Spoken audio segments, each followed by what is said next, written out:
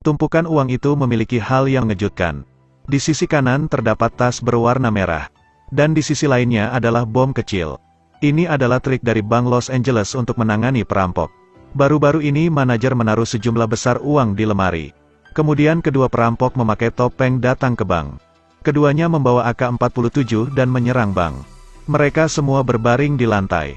Dalam waktu yang singkat keduanya menembak ratusan peluru lalu berhenti. Seseorang menjulurkan kepalanya untuk melihat situasinya. Tapi dia ketahuan oleh perampok.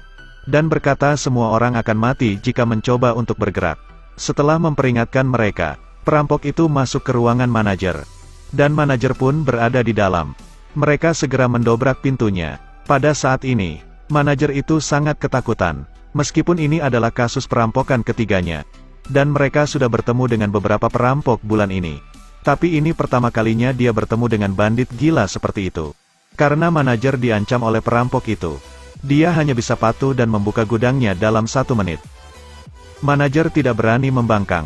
Dia harus mengatur uangnya dengan rapi. Lalu memasukkan semuanya ke dalam tas. Tapi meski begitu, perampok itu tetap mengkritiknya karena sangat lambat. Dan terus berteriak padanya. Sekarang manajer melihat setumpuk uang yang menyembunyikan bom di dalamnya. Diam-diam dia melihat perampok yang sedang mengobrak-abrik di lemari yang lainnya. Kemudian dengan cepat dia meraup uang itu. Dan memasukkannya ke bagian bawah tas. Bandit itu memeriksa lemari yang lainnya. Dia melihat lemarinya sudah kosong. Lalu dia menanyakannya pada manajer. Manajer mengatakan yang sebenarnya, karena akhir-akhir ini banyak terjadi perampokan. Jadi bank mengalami pengurangan 90% dari tabungan.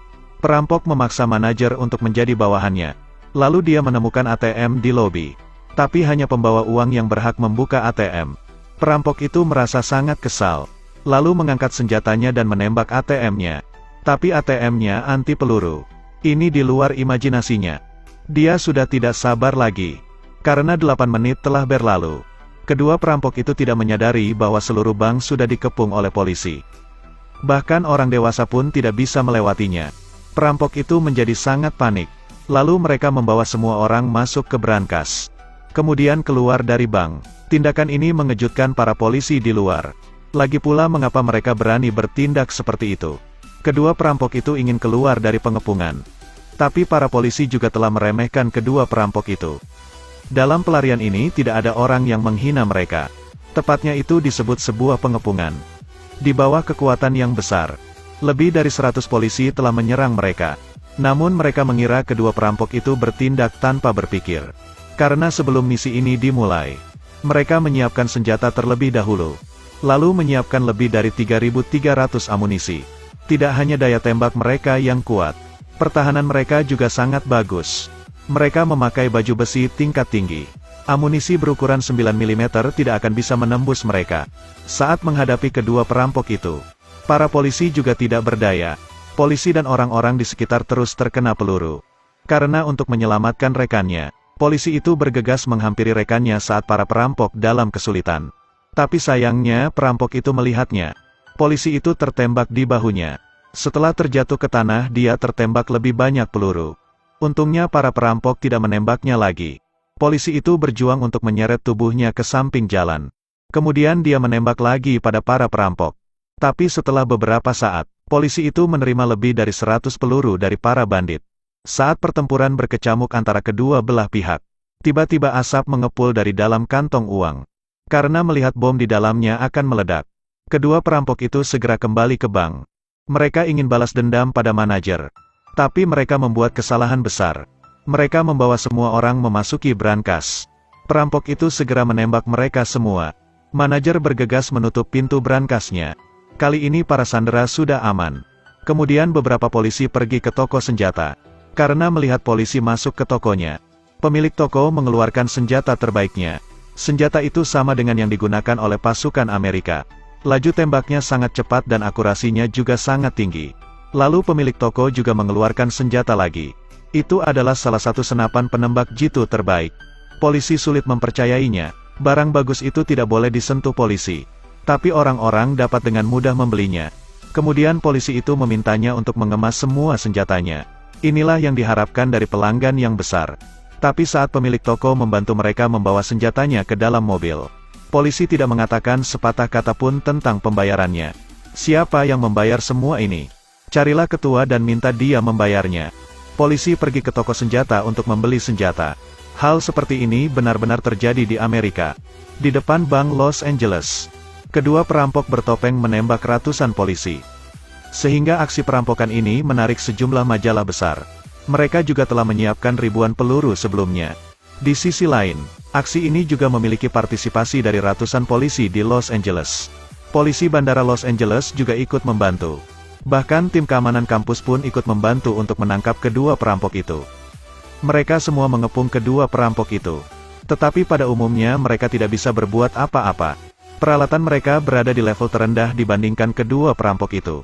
Pistol mereka tidak bisa menembus rompi besi para bandit. Dan kedua perampok terus berdiri di depan bank. Mereka saling menembak selama 10 menit. Tetapi banyak polisi yang terkena tembakan.